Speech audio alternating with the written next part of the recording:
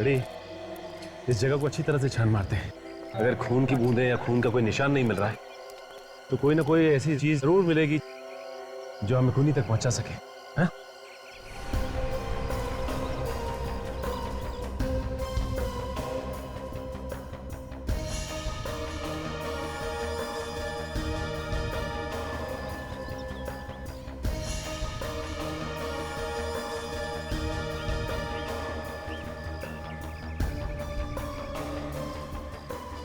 अरे sir, already कागज का टुकड़ा मिला है, गाड़ी के नीचे पड़ा हुआ था, इस पे खून लगा है। फ्रेडी ये तो किसी वैले पार्किंग के टिकट है। और ये देखो इस पे कल की डेट लिखी हुई है। कहीं ये खून उस लड़की का तो नहीं है? हो सकता है फ्रेडी, ये विक्टोरिया वाले ने अपनी विक्टोरिया यहाँ पे पार्क की थी, राइट? हाँ, हो सकता है ये टिकट लाश रखते हुए खून की जेब में से गिर गया होगा।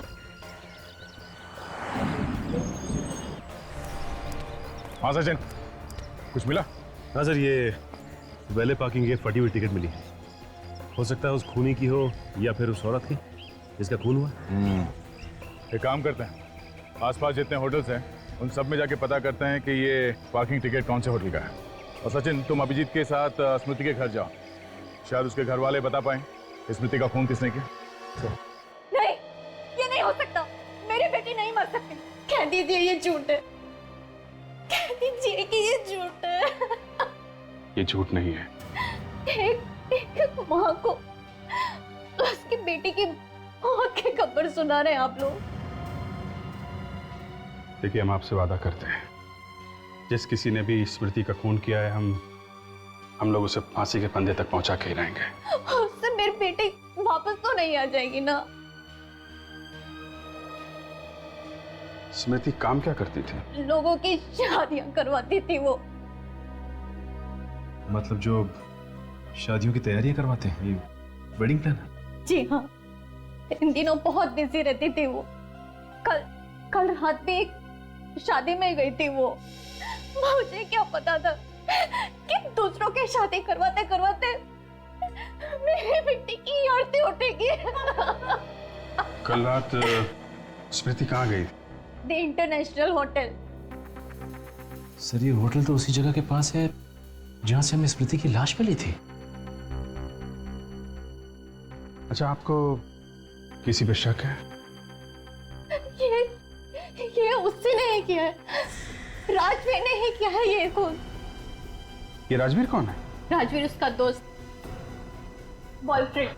अगर वो उसका दोस्त था तो फिर उसका खून क्यों करेगा वो?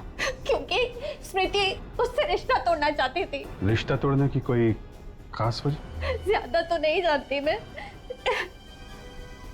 लेकिन कुछ दिनों से उन दोनों के बीच में झगड़े हो रहे थे। इसीलिए स्मृति ये रिश्ता तोड़ना चाहती थी। इस राजवीर का नंबर है आपके पास? दया, तुम लोगों का शक एकदम सही। स्मृति का खून भी ठीक वैसे ही हुआ है जैसे इन दोनों भिखारियों का हुआ। और न सिर्फ स्मृति के शरीर पर भी ठीक उसी जगह पर घाव हैं, बल्कि उन घावों की गहराई भी उतनी ही है जितनी इन दोनों भिखारियों के घावों की। और तो और, जिस हथियार से इन भिखारियों को मारा गया है, ठीक वैसे ही हथियार से स्मृति का खून भी हुआ है। ओह, तो मतलब बात बिल्कुल साफ है कि स्मृति का खून भी उसी सीरियल किलर ने किया है जिसने इन दोनों भिखारियों को मारा है। सचिन, अगर स्मृति का खून उस सीरियल किलर ने किया होता तो इन दो भिखारियों की तरह स्मृति की लाश भी हमें जंगल से मिलनी चाहिए थी, मगर नहीं, ऐसा नहीं हुआ। स्मृति की लाश हमें खुलेआम एक विक्टोरिया में मिली। फिर सर, ये भी तो हो सकता है कि इसका खून किसी ऐसे आदमी ने किया हो जो सीरियल किलर की नकल कर रहा हो। नहीं नहीं सचिन, ये काम किसी नकल करने वाले खूनी का भी नहीं हो सकता है, क्योंकि हमने अखबार में या टीवी चैनल में कहीं भी ये नहीं दिखाया कि सीरियल किलर शरीर पे 3 बार वार करता है। तो फिर अगर ये सीरियल किलर नहीं है तो ठीक उसी ढंग से उसने स्मृति का खून कैसे किया? हाँ काजल, पता चल गया कहाँ है वो? पूना से? ठीक है, मैं तुम्हें रेलवे स्टेशन पे मिलता हूं।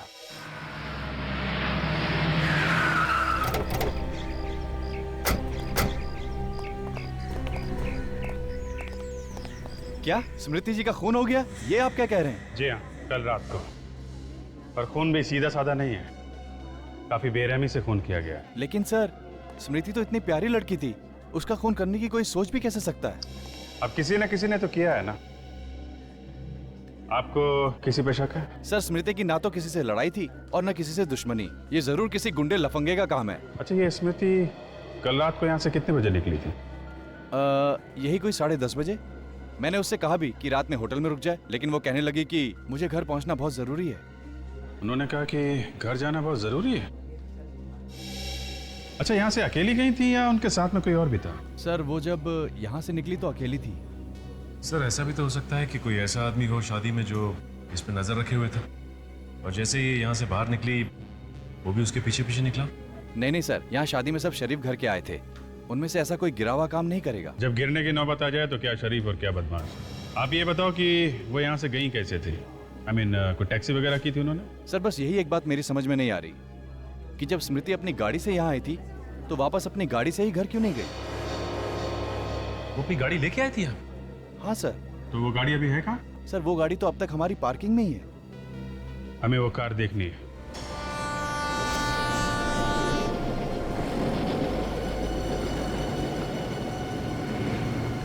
रिक्शा कहाँ जाना है आपको? बनी पार्क। चलो, मैं छोड़ता हूँ आपको वहीं पर। रिक्शा कर दिया, मुझे ले जाएगा। आप मुझे अरे रिक्शा से अच्छी है मेरी गाड़ी, आजा। सीआईडी की गाड़ी है ना। क्या सीआईडी? लेकिन मैंने क्या किया? स्मृति का खून। क्या स्मृति का खून हो गया?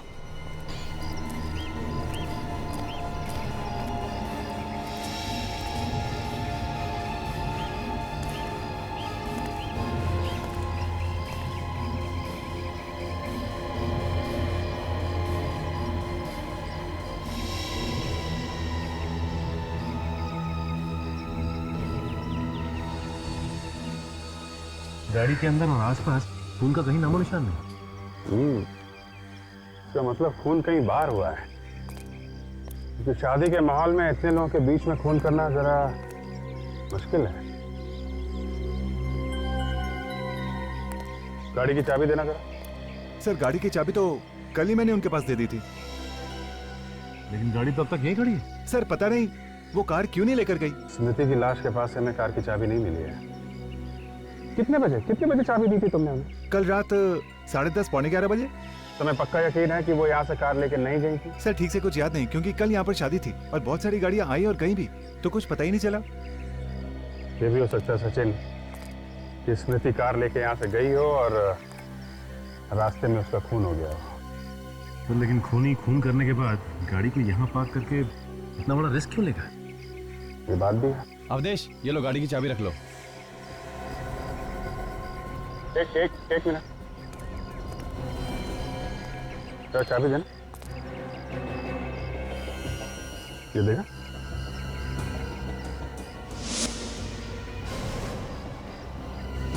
ये तो बिल्कुल वैसे ही पार्किंग टिकट है जैसे हमें स्मृति की लाश के पास से मिली। ये पार्किंग कार्ड तुमने स्मृति को दिया था? सर, हम स्मृति जी को टिकट देते ही नहीं थे। तो क्या बिना टिकट के वो पार्किंग करती थी यहाँ पे? सर, स्मृति जी तो हर दूसरे तीसरे दिन यहाँ पर आया करती थी और वो तो हमारी मेंबर जैसी हो गई थी, तो उन्हें बार बार टिकट क्या देना। लेकिन मामला गड़बड़ है। तो पार्किंग टिकट हमें स्मृति की लाश के पास से मिला है, वो पार्किंग टिकट फिर खूनी का ही होगा।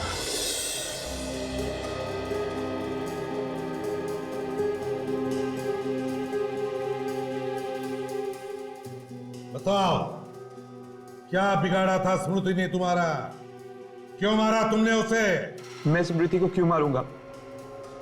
मैं तो उससे बहुत प्यार करता था। तुम उससे प्यार नहीं करते थे, इसीलिए मारा तुमने। नहीं सर, ऐसा नहीं है, मेरी बात का यकीन कीजिए। मैं इससे रिश्ता तोड़ना चाहती थी। सर, ये आप क्या कह रहे हैं सर? ये आपसे किसने कहा? ये सच है या नहीं? उसने घास नहीं डाली तो तुमने खून कर दिया उसका? नहीं सर, ये सच नहीं है। ये सब बकवास है, ऐसा कुछ भी नहीं है। तुम्हारा झगड़ा होता था ना उसके साथ? अगर घर में दो बर्तन होंगे तो आवाज तो होगी ना सर। बर्तन एक दूसरे से टकराते आवाज करते हैं, मगर एक दूसरे का खून नहीं करते मिस्टर। किस बात को लेकर झगड़े होते थे तुम्हारे? मुझे स्मृति का काम करना पसंद नहीं था। क्यों? वो देर रात तक लोगों की शादियों में रहती थी, वहां 1000 तरह के लोगों के साथ उसका उठना बैठना था। वो सब मुझे अच्छा नहीं लगता था। तुम्हें भरोसा नहीं था उसके ऊपर, है ना? भरोसा था सर, लेकिन क्या जरूरत थी उसे काम करने की जब मैं उसका खर्चा उठाने के लिए तैयार था। क्यों नहीं कर सकती थी वो काम?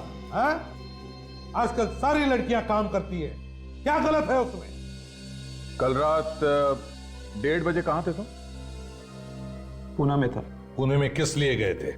मेरे दोस्त पीयूष की शादी थी। ठहरे कहां थे? Hotel blue mountain. Hotel blue mountain? इस होटल ब्लू माउंटेन से पता लगाओ, देखते ये राजवीर कितना सच बोल रहा है और कितना झूठ। Yes sir. एक बात बताओ, जब तक कोई कस्टमर ये टिकट तुम्हें नहीं देता है, तुम गाड़ी नहीं ले जाने देते ना? नहीं ले जाने देते। और अगर ये पार्किंग टिकट खो जाए तो? सर टिकट खो गया तो 2-3 सवाल पूछने के बाद हम उन्हें गाड़ी ले जाने देते हैं। अच्छा ये बताओ कि कल रात में भी कोई ऐसा आदमी आया था जिसकी टिकट खो गई हो? हाँ सर आया था, लेकिन उसका टिकट खो नहीं गया था, उसका टिकट नीचे से फटा हुआ था। तो फिर तुमने उसे कार ले जाने दी? हाँ सर। कौन सी कार थी? सर लाल रंग की गाड़ी थी, मॉर्फियस ब्रांड की। ये आदमी कितने बजे आया था? तकरीबन रात के 1 बजे। फिर इसका मतलब है कि रात को 1 बजे तक सोनी की गाड़ी पार्किंग लॉट में खड़ी थी और स्मृति की कार भी वहीं पे खड़ी। हाँ सर, लेकिन ये दोनों होटल से निकले कैसे होंगे और गए कैसे होंगे?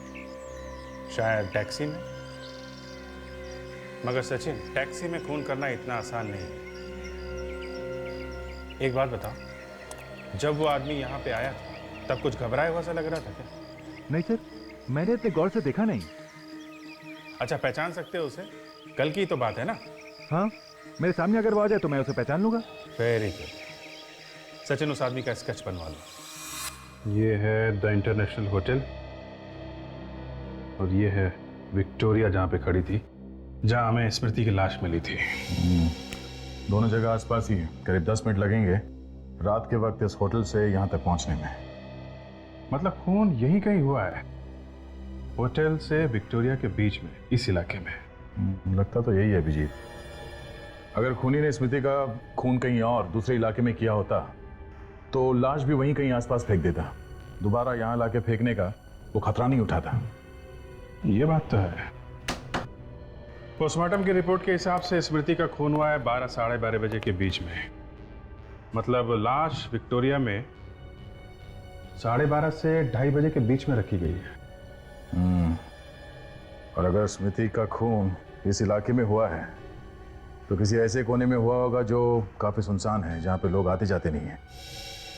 तो एक काम करते हैं, इस इलाके में पता करते हैं ऐसी कौन सी सुनसान जगह है जहाँ पे कल 12 साढ़े 12 बजे के बीच में पुलिस की पेट्रोलिंग नहीं हुई थी। फिर ये रहा उस खूनी का स्केच। वो पार्किंग अटेंडेंट कह रहा था कि यही वो आदमी है जो कल रात वो फटी हुई पार्किंग टिकट लेके इसके पास आया था। ओके, ये स्केच स्मृति की माँ को दिखाते हैं। पर सर स्मृति की माँ को तो राजवीर पर शक है ना सर? राजवीर का कहना है कि जब स्मृति का खून हुआ वो पुणे में था। मैंने होटल ब्लू माउंटेन में चेक किया, वो सच कह रहा।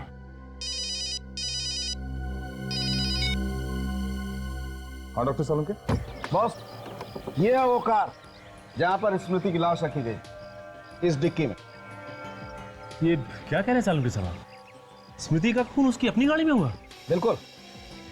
खूनी ने खून करने के बाद इस कार को अच्छी तरह से साफ किया, लेकिन मैंने फिर भी इसमें कुछ खून के दाग निकाले लिए। जरा देना।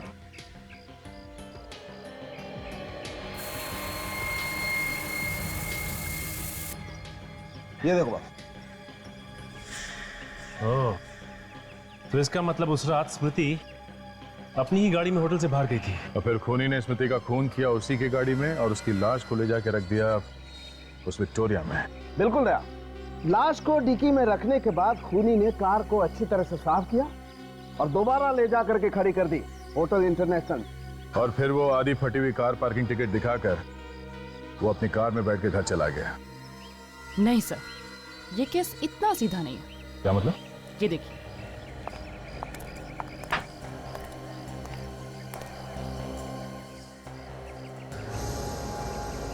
कौन है? ये दीपू है सर। ये एक मुजरिम है जो 1 महीने पहले ही जेल से छूटा है। लेकिन दीपू का इस केस से क्या लेना देना है? लेना देना है। इस दीपू की उंगलियों के निशान हमें इस कार पर से मिले। क्या? स्मृति की कार में से दीपू की उंगलियों के निशान। मतलब स्मृति का खून इस दीपू ने किया? हो सकता है।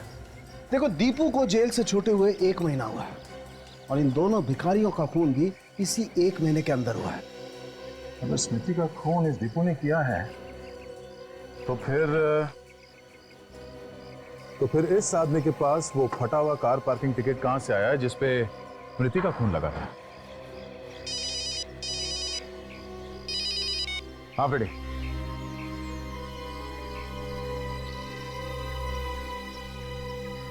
अच्छा, 12 से 1 के बीच में वो जगह सुनसान रहता है। ठीक है। ये तो व्योम है। आप जानती हैं सर? बहुत अच्छी तरह। जब हम नागपुर में रहते थे तब ये हमारे पड़ोस में रहता था। ये स्मृति का खून कैसे कर सकता है? ये तो स्मृति को अपनी बहन मानता था। देखिए, ये व्योम भी उसी होटल में ठहरा था जहाँ पे स्मृति थी और हमेशा कहा कि जब स्मृति का खून हुआ ये आदमी उसके साथ में था। पर व्योम स्मृति का खून क्यों करेगा? अगर वो नागपुर से यहाँ आया था तो उसने हमें बताया क्यों नहीं? क्योंकि शायद वो खून करने के इरादे से यहाँ आया था। आपके पास इस व्योम का नंबर है क्या? 1 मिनट। सर, एक बात समझ में नहीं आ रही कि अगर स्मृति का खून इस व्योम ने किया है तो फिर स्मृति की कार के अंदर दीपू की उंगलियों के निशान कहां से आए? कहीं ऐसा तो नहीं कि दीपू और व्योम दोनों मिले हुए हैं? ये भी हो सकता है सचिन कि ये व्योम सिर्फ मिलने आया हो स्मृति से और जब ये मिल के गया उस वक्त वहां पे दीपू आया हो और उसने स्मृति का खून कर दिया। ये लीजिए, ये है नंबर।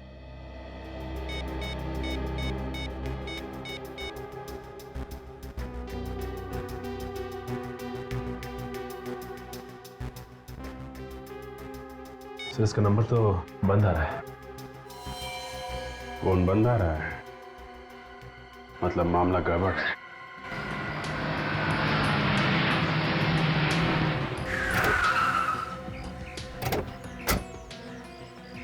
सर, ये वही जगह है जहाँ पे कल रात 12 से 1 बजे के बीच पुलिस की पेट्रोलिंग नहीं हो रही थी। रात के वक्त बिल्कुल सुनसान रहता है इलाका। शायद स्मृति का खून यहीं पे हुआ है। बड़ी पानी का नल, शायद खूनी ने अपनी गाड़ी यहीं पे धोई। एक काम करो बेटी, गाड़ी में से स्प्रे लेके आना। स्प्रे क्यों?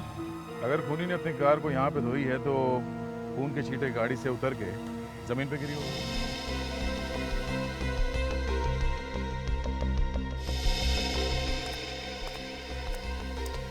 ये लीजिए सर।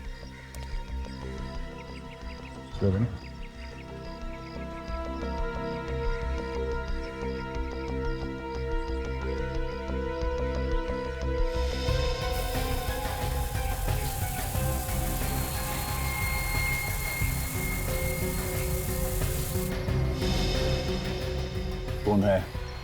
कहीं ये खून स्मृति का तो नहीं है? अब ये खून स्मृति का है या किसी और का तो डॉक्टर सालों के ही बता सकते हैं। तो वो देखो, भिखारियों से पूछते हैं, शायद इन लोगों ने देखा हो किसी को यहाँ गाड़ी धोते हुए। आप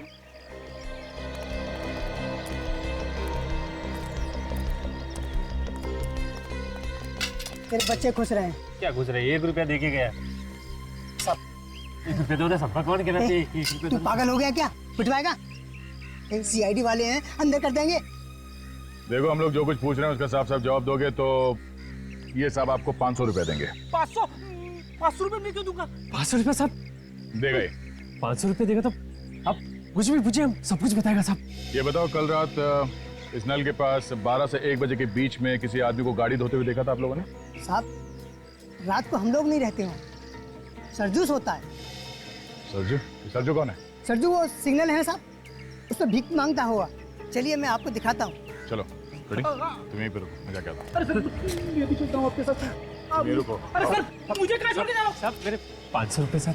अरे तुझे 500 रुपया दूंगा ना तो तेरे साथ यहाँ बैठ के भीख मांगनी पड़ेगी, समझे? छोड़।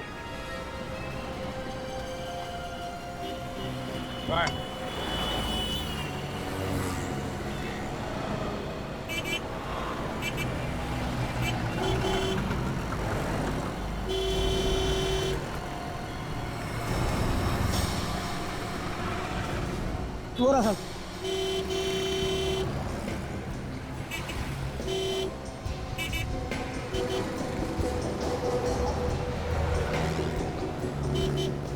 संजो साहब आजा आजा आजा। क्या क्या क्या बात है सर?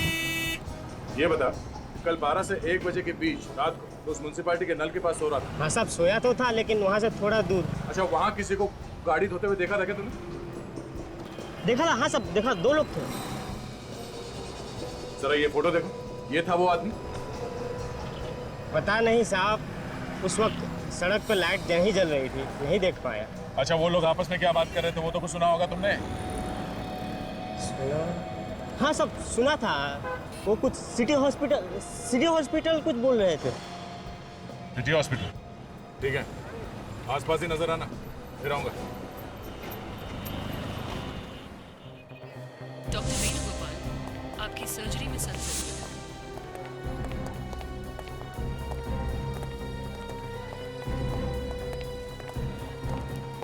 डॉक्टर प्रकाश, एक्सक्यूज मी, आपकी कैजुअल्टी कौन पे सर? हम लोग सीआईडी से हैं। सीआईडी?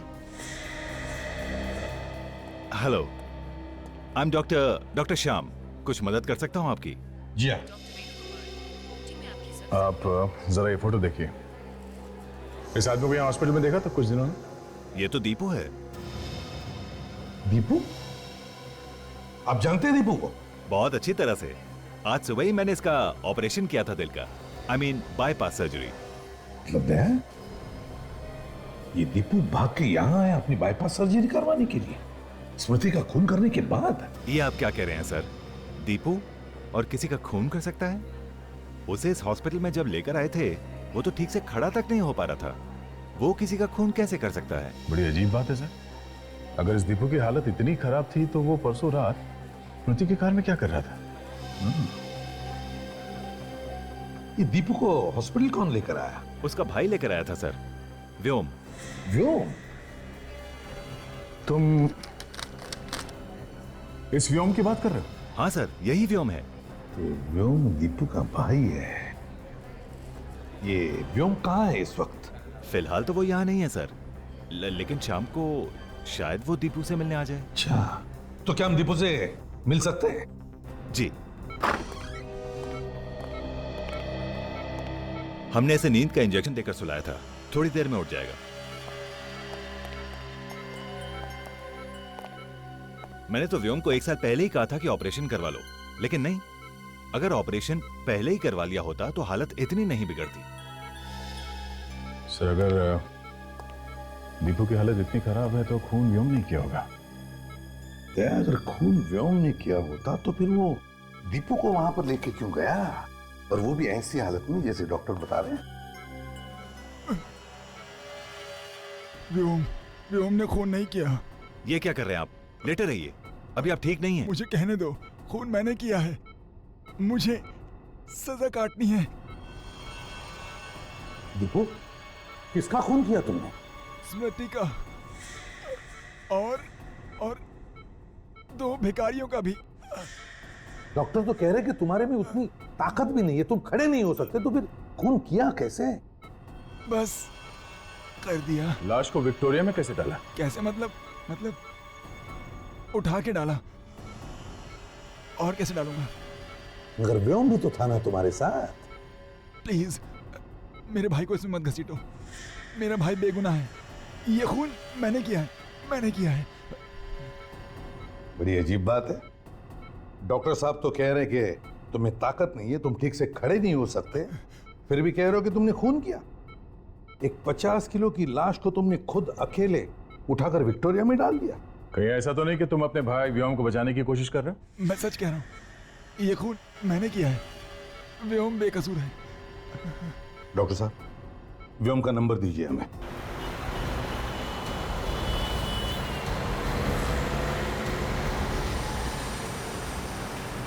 ये व्योम का मोबाइल इसी एरिया में कहीं है, इसी एरिया में। लेफ्ट जा रहा है, आगे लेफ्ट टर्न लेना। यह है तो इसी एरिया में।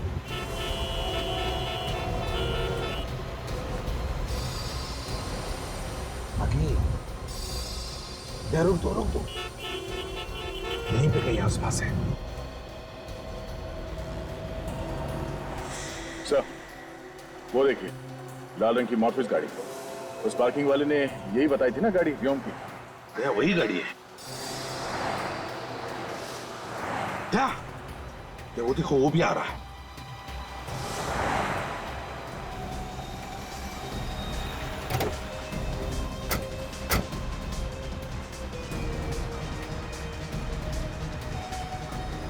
हाँ अरे मैं आता हूँ ना दोपहर के। भाई साहब। हाँ अरे चले। अरे भाई कौन हो तुम? कौन हो? चलो बताता हूँ। अरे चल चुपचाप बैठ गाड़ी के अंदर। अरे मैंने क्या किया?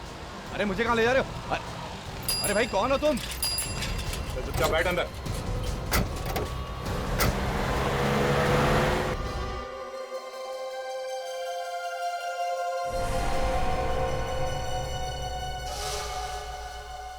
गलती हो गई मुझसे। फोन करने के बाद कह रहा है कि गलती हो गई। हाँ स्मृति को क्यों मारा तुमने? वो तुम्हारी बहन जैसी थी ना? बहन जैसी थी ना? बहन तो नहीं थी। जी चाहता है कि तुम्हारे गर्दन को रस्सी की तरह मरोड़ दो। मारा क्यों उसे? पता नहीं अचानक मुझे क्या हो जाता है, मेरे ये हाथ खून करने के लिए तड़पने लगते हैं। मतलब ये सारे खून और भिखारियों को भी? उनको भी मैं नहीं मारा। क्या करूं, मेरे अंदर एक आग सी लग जाती है। जब तक किसी को मार ना लूं ये शांत नहीं होती। तुमने स्मृति का खून कहां पे किया? उसकी कार में। उसकी कार तो वहां पार्किंग में खड़ी थी। हम उसकी कार में बाहर गए, वहां मैंने उसका खून किया, फिर उसकी लाश को विक्टोरिया में डाल दिया और उसकी कार को साफ किया और लाकर पार्किंग में खड़ी कर दी और अपनी कार से मैं वापस चला गया। उस रात तुम अकेले थे या तुम्हारे साथ कोई और भी था? मैं बिल्कुल अकेला था। और दीपू नहीं था तुम्हारे साथ? दीपू? आप उसे कैसे जानते? तुम्हारा भाई है ना? जी मेरा भाई है। हमें सब मालूम है। उसका कुछ लेना देना नहीं है इससे। लेना देना है लेना देना। अगर दीपू तुम्हारे साथ में नहीं था उससे तो उसके उंगलियों के निशान स्मृति के कार में कहां से आए? हाँ कहां से आए? पता नहीं, मुझे नहीं पता, लेकिन दीपू ने कुछ नहीं किया। जो कुछ किया मैंने किया था, मैंने किया। आप मेरी बात का यकीन करो सर, कुत्ता ने किया।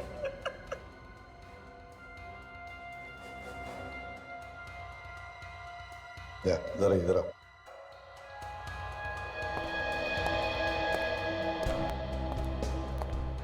दया, ये व्योम झूठ बोल रहा है। सारी कहानी दिमाग में रट के रखी है, तोते की जैसे बोले जा रहा है। ये दोनों भाई एक दूसरे को बचाने में लगे हुए सर। सच क्या है, दोनों में से कोई भी बोलने को राजी नहीं है।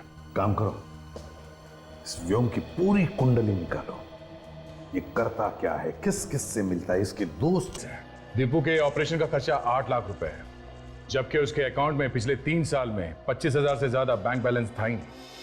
तो फिर इतना महंगा ऑपरेशन दीपू ने करवाया कैसे? यही तो हैरानी की बात है। ये व्योम नागपुर में 10,000 रुपए की एक मामूली सी नौकरी करता था और 1 महीने पहले उसने वो नौकरी भी छोड़ दी। इसलिए चक्कर क्या है? ये दीपू 1 महीने पहले जेल से रिहा हुआ है और 1 महीने पहले ही व्योम ने अपनी नौकरी छोड़ दी। ये दोनों भाइयों को अचानक लॉटरी वॉटरी लग गई क्या? एक ने नौकरी छोड़ दी, दूसरे ने ऑपरेशन करवा लिया। अभिजीत, या तो लॉटरी लग गई है या फिर किसी ने ढेर सारे पैसे दिए होंगे स्मृति का खून करने के लिए। और तो और 15,000 रुपए उसके अकाउंट में थे व्योम के, उसने वो भी दीपू के नाम कर दिए। और उसके गांव में एक बंजर जमीन थी, 25-30 हजार रुपए के होंगे, वो भी उसने दीपू के नाम कर दिया। अच्छा, तो ये चक्कर है। सचिन, कोई अपना सब कुछ किसी के नाम कब करता है? जब वो अपनी वसीयत बदल रहा होता है या फिर जब उसे अंदाजा हो जाता है कि उसका टाइम आ गया है। मतलब व्योम पहले से ही जेल जाने की तैयारी करके बैठा है। हाँ, तभी तो वो तोते की तरह फटाफट अपना जुर्म कबूल कर बैठा। इस सबके पीछे कुछ गहरा राज है दया। कोई और है इस सबके पीछे। पर कौन? वो भी पता चल जाएगा। मेरे पास एक प्लान है। किससे जुड़ूं? बोल।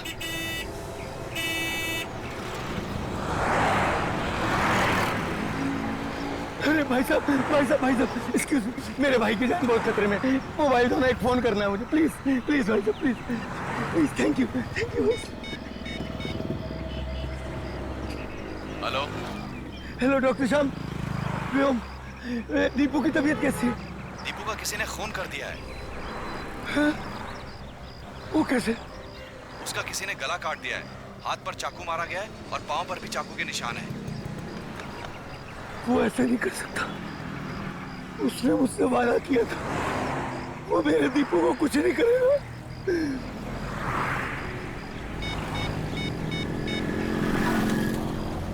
मुझे तुमसे अभी मिलना है। क्यों? मैं व्योम। मैं नहीं मिलना चाहता तुमसे। देखो, अगर तुम मुझसे नहीं मिलोगे तो मैं सीआईडी को सब कुछ सच सच बता दूंगा कि ये सब तुमने किया है। अच्छा ठीक है, कहाँ मिलोगे? नारीबन पॉइंट के डेडलाइन पे।